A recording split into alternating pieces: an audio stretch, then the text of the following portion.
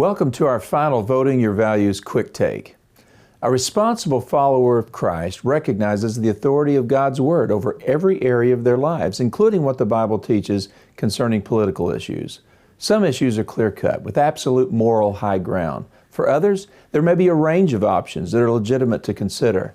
The matter of sanctity of human life is as clear-cut a moral issue as any we will consider in this election. The psalmist David describes how God formed him in his mother's womb.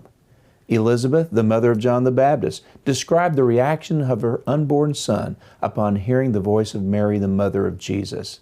May I point out something obvious? A mass of tissue does not leap for joy. In the Old Testament, a person causing injury to a pregnant woman that resulted in the death of the mother or the unborn child would be subject to death himself. The sixth commandment declares, "You shall not commit murder." Yet this year, 1.3 million unborn babies will be killed. Over 50 million since the Roe v. Wade decision in 1973. Most political issues involve shades of gray. Whether the bottom income tax bracket should be 8% or 10%, or whether the upper tax bracket should be 28% or even 39%.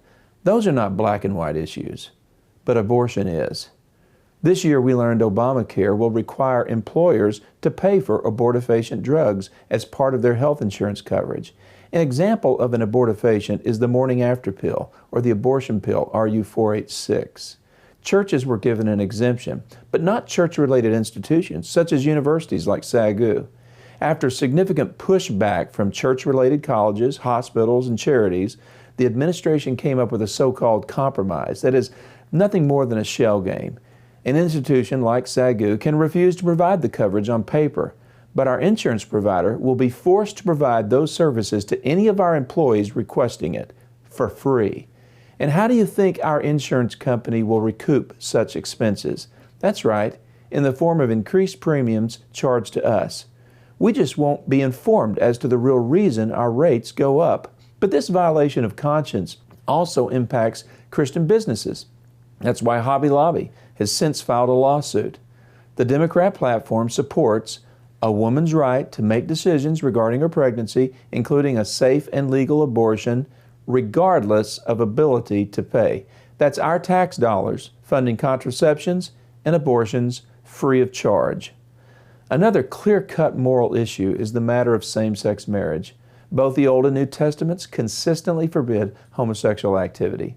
But people ask, how does the legitimization of homosexual marriage hurt society?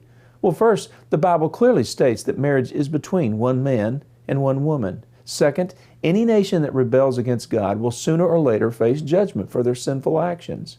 Thirdly, same-sex marriage threatens our religious rights by framing homosexual marriage as a civil right. When viewed as a civil right, those who oppose homosexuality will be equated with those who practice racial or gender discrimination.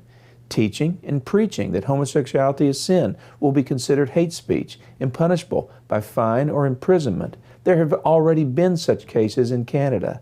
A Christian institution like SAGU, which refuses to employ or admit a homosexual, would be in violation of federal non-discrimination laws and punishable by fine, loss of tax-exempt status, loss of federal or state financial aid, or loss of accreditation. No one wants to oppress gays. But what happens to the right of Christians to practice our religion? Christians have the ability to influence an election. Fulfill your responsibility as a citizen of both God's kingdom and the USA.